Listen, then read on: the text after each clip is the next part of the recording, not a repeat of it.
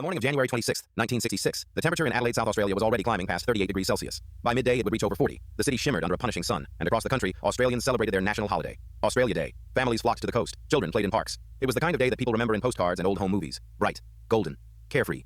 In the quiet suburb of Somerton Park, about 10 kilometers south of Adelaide city centre, the Beaumont family was getting ready for a day at the beach. Jim Beaumont worked as a traveling salesman. His wife Nancy was a homemaker. They had 3 children: Jane, the eldest at 9 years old; Arnna, who was 7; and Grant, the baby of the family, just 4 years old. The Beaumonts lived in a modest brick home on Harding Street. They were an ordinary family in an ordinary neighborhood. Jim was away at a sporting event that morning, so Nancy was home alone with the children. The kids were begging to go to the beach, Glenelg Beach specifically, a popular seaside suburb about a 10-minute bus ride from their home. They had been there many times before. It was routine, normal, safe. Nancy gave Jane, the eldest, a £1 note to cover the bus fare and lunch. She dressed the children, packed their towels and swimsuits into a small carry bag, and sent them to the bus stop on Diagonal Road. The plan was simple: go to the beach, have fun, and be home by noon, maybe 2 o'clock at the latest. The bus driver who picked them up that morning would later tell police he recognized the children. They were regular passengers on the Glenelg route. He recalled them being cheerful and excited, bouncing in their seats the way kids do when summer stretches out ahead of them like a wide-open road with no end in sight. Glenelg Beach in the 1960s was the jewel of Adelaide's coastline. A wide strip of white sand bordered by an esplanade of shops, cafes, and amusement rides. Families spread blankets on the sand. Teenagers played in the surf. Ice cream vendors pushed carts along the promenade. On a day like Australia Day, the beach would have been shoulder to shoulder. Thousands of people baking under the relentless South Australian sun. The 3 children arrived at Glenelg Beach sometime around 10 in the morning, and from that point on, every single detail of what happened becomes a matter of witness accounts, speculation, and agonizing silence. Because Jane, Arnna, and Grant Beaumont were never seen again by their family. They never came home. They never called. They simply vanished. 3 children under 10 years old, swallowed by a single afternoon in one of the most crowded public places in Adelaide. It is one of the oldest unsolved child abduction cases in the world. It is one of the most painful. And after nearly 60 years, the questions it raised on that blazing summer day have never been answered. This is their story. Nancy Beaumont expected the children home by noon. When noon passed, she assumed they were having too much fun to leave. By 1 o'clock, she started watching the street from the front window. By 2, she was pacing. When 2 o'clock came and went, she began to worry. By 3, she was pacing. She called Jim at work. He dropped everything, got in his car, and drove straight to Glenelg Beach. Jim searched the beach. He checked the change rooms, the foreshore, the playground, the esplanade shops. He asked strangers if they had seen 3 children fitting his kids' descriptions. No one had seen them. At least, not recently. As the afternoon shadows began to lengthen, Jim drove back home, hoping the children had taken a different bus and arrived while he was out. The house was empty. The silence inside those walls must have been deafening. Nancy tried to stay calm. She told herself there had to be an explanation. Maybe the children had gone to a friend's house. Maybe they had decided to walk instead of taking the bus and gotten turned around. These were the lies parents tell themselves in the moments before the truth arrives. The desperate, fragile fictions that hold reality at bay for a few more minutes. By early evening, the Beaumonts contacted South Australia Police. Officers arrived and took details. At first, the police treated it as a standard missing children report. Kids wander off. They get distracted. They miss the bus. They show up embarrassed and sunburned. That was the thinking in 1966. The idea that 3 children could be taken from a crowded beach in broad daylight was almost inconceivable. But the hours passed. Night fell. The children did not return. By the morning of January 27th, the tone of the investigation shifted dramatically. This was no longer a case of kids who had lost track of time. Something was deeply, terribly wrong. South Australia Police launched one of the largest search operations the state had ever seen. Hundreds of uniformed officers spread out across Glenelg and the surrounding suburbs. They went door to door. They searched parks, vacant lots, stormwater drains, sheds, garages, and abandoned buildings. They combed every stretch of beach for kilometers in both directions. Volunteers joined by the hundreds, then the thousands. Military personnel were called in. Helicopters circled overhead, scanning the coastline. Police divers entered the water, searching the ocean floor near the beach for any sign of the children. The fear was growing that they may have drowned, but no bodies were found. No clothing, no towels, no bag, nothing. The media descended on the story with ferocious intensity. The faces of Jane, Arnna, and Grant appeared on every front page in Australia. Television crews broadcast from the beach. The story led every news bulletin, every radio broadcast. Across the nation, parents clutched their own children a little tighter and stared at the television screen, trying to comprehend how something like this could happen. The search expanded. Farms and rural properties around Adelaide were checked. Interstate police were alerted. Ports and airports were monitored. Interpol was notified on the possibility that the children had been taken overseas. Days turned into weeks. Weeks into months. Not a single trace of the Beaumont children was recovered.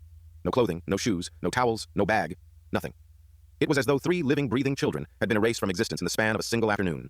The Beaumont home became a place of quiet devastation. Neighbors brought food that went uneaten. Friends visited and sat in helpless silence. The children's bedrooms remained exactly as they had left them. Beds unmade, toys scattered on the floor, as if the kids had just stepped outside and would be back any moment. Nancy Beaumont refused to change anything.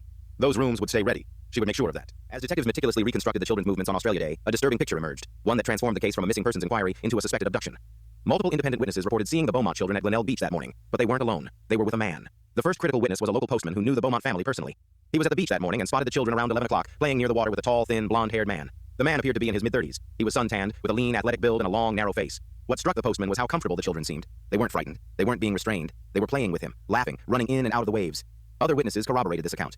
A woman sunbathing nearby described the same man lying on a towel while the children played around him. At one point, she saw him pick up the youngest child, Grant, and carry him on his shoulders. Another beachgoer saw the man applying sunscreen to one of the girls. To every casual observer, the scene looked entirely normal. The man appeared to be their father, or at least a close family friend. Then came a crucial detail. A shopkeeper at a small store near the beachfront reported that Jane Beaumont came into her shop around noon to buy a meat pie and 2 pasties. The total cost exceeded the £1 note that Nancy had given the children. Jane paid with extra money she should not have had. Someone had given the children additional cash. The shopkeeper also noted that Jane seemed completely at ease. She was not distressed. She did not ask for help. She did not appear to be under duress of any kind. She was behaving like a child on a normal outing, buying lunch for herself and her siblings. The most chilling witness account came from an elderly woman who saw the 3 children walking away from the beach with the tall blonde man at approximately 12:15 in the afternoon. They were heading inland, away from the bus stop, away from the route home, deeper into the streets of Glenelg. The children appeared to be going willingly, walking beside the man without hesitation. Think about that for a moment. Three children, the oldest only 9, walked away from a busy public beach with a grown man that their mother had never met. They didn't run. They didn't cry. They walked beside him like it was the most natural thing in the world. This single detail transformed the entire investigation. The children had not wandered off. They had not drowned. They had left the beach willingly, with a stranger. A stranger they appeared to know, a stranger they appeared to trust. Detectives reached a sickening conclusion. This man had almost certainly met the children before. He had groomed them, visiting the beach on prior occasions, engaging them in play, building rapport, establishing trust. By the time Australia Day arrived, the children saw him not as a stranger, but as a friend. They went with him because they had no reason not to. The investigation that followed was the largest and most resource-intensive criminal inquiry South Australia had ever mounted. Every detective in the state police force was either directly assigned to the case or made available for support. The pressure from the public, the media, and the government was immense. 3 children were missing. An entire nation demanded answers. The focus centered on identifying the tall, blonde man. Police artists worked with the witnesses to produce a composite sketch, one of the first widely distributed composite drawings in Australian criminal history. The image showed a lean-faced man with a receding hairline, thin lips, and an angular jaw. The sketch was published in every newspaper, broadcast on every television channel, and displayed in shop windows across Adelaide. Tips flooded in by the thousands. Phone lines were jammed. Every tall, blonde, thin man in Adelaide suddenly found himself under suspicion. Neighbors reported neighbors. Wives reported husbands. Co-workers reported colleagues. The police followed up on every single lead, but identification proved maddeningly elusive. Despite the number of witnesses, descriptions were inconsistent in key details. Some said the man's hair was sandy blonde. Others said light brown. Estimates of his age ranged from 30 to 45. Some witnesses described him as clean-shaven. Others thought he might have had light stubble. The composite sketch was accurate enough to resemble thousands of men, and specific enough to definitively identify none of them. Police compiled a list of persons of interest that eventually stretched into the hundreds. Known sex offenders in the Adelaide area were interviewed and re-interviewed. Men with prior convictions involving children were placed under surveillance. Individuals who frequented Glenelg Beach were tracked down and questioned. Every man who owned or had access to a vehicle near the beachfront was examined. A particularly disturbing lead emerged when several witnesses reported seeing a man matching the description watching children at Glenelg Beach on multiple occasions in the weeks before Australia Day.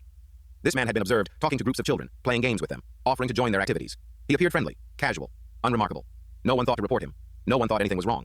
If these sightings were accurate, and investigators believed they were, then the abduction of the Beaumont children was not an impulsive crime of opportunity. It was carefully planned. The man had spent days, possibly weeks, scouting the beach, identifying potential targets, and grooming the Beaumont children specifically. He had done this in plain sight, surrounded by hundreds of people, and not a single person had intervened. The detective leading the case, a man named Stan Swain, would later say that the Beaumont investigation was the most frustrating case of his entire career. They had witnesses. They had a description. They had a composite sketch. They had a timeline. What they did not have was a name. And without a name, the entire investigation, for all its scale and intensity, was chasing a ghost. Swain took the case personally. He worked it obsessively, often staying at the office through the night, rereading witness statements, re-examining photographs, searching for the one detail that might crack everything open. That detail never came. Swain retired without solving the case. He called it the great failure of his life, not because he hadn't tried hard enough, but because no amount of effort seemed to be enough. The disappearance of the Beaumont's children did something to Australia that no single event had done before. It shattered the nation's sense of safety, completely, permanently, and without repair. Before January 26, 1966, Australia operated on a culture of implicit trust. Children walked to school alone. They rode their bicycles through neighborhoods without supervision. They played in parks and on beaches from sunrise to sunset, and their parents expected them home for dinner without worry. Front doors were left unlocked. Strangers were presumed harmless until proven otherwise. It was an era of openness, of community faith, of believing that bad things happened somewhere else. Not here, not in Australia, not to people like us.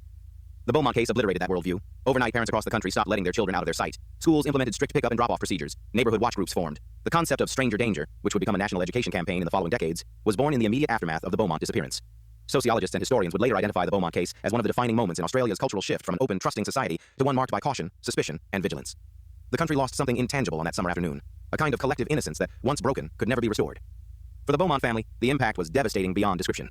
Jim and Nancy Beaumont kept their phone number publicly listed for decades, hoping against all reason that one of their children might somehow find a phone and call home.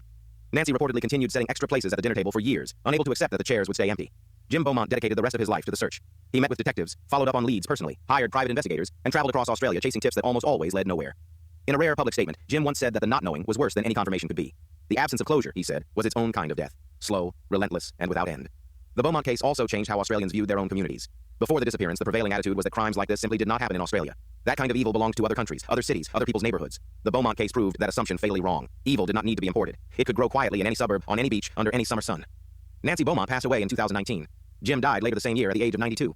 Neither parent ever learned what happened to their children. They died waiting for an answer that never came. Over the decades, the investigation examined dozens of potential suspects. But one name surfaced more persistently than any other. A name that would become synonymous with some of the darkest crimes in South Australian history. Bevan Spencer von Einem. Von Einem was an Adelaide accountant with a polished exterior and monstrous secrets. In 1984, he was convicted of the murder of 15-year-old Richard Kelvin, the son of a prominent Adelaide television newsreader. The details of Kelvin's murder were horrific. The teenager had been abducted from a suburban street, drugged with a cocktail of sedatives, held captive for approximately 5 weeks, sexually assaulted repeatedly, and ultimately killed. His body was found dumped in scrubland north of Adelaide. The case sent shockwaves through Adelaide. The idea that a seemingly respectable professional could harbor such depravity forced the city to confront uncomfortable truths about the people living in its own suburbs. The Kelvin murder was not an isolated incident. Von Einem was suspected of involvement in at least 4 other murders of young men and teenage boys in Adelaide between 1979 and 1983, a series of crimes known as the family murders. The name referred not to family units, but to an alleged network of prominent Adelaide men, a family of predators who were believed to have worked together in the abduction, drugging, assault, and murder of young victims. The family murders remain one of the most disturbing criminal conspiracies in Australian history. The suggestion that a network of outwardly respectable men could operate a predatory ring for years, possibly decades, without detection, shook public trust in institutions and authority figures alike. In relation to the Beaumont case, investigators noted deeply unsettling parallels. Von Einem's established pattern was one of grooming. He befriended young victims, gained their trust through charm and generosity, and gradually isolated them before abducting them. He was known to offer rides, buy food, and create an atmosphere of casual friendship that disarmed his targets completely. He was tall, he was blond.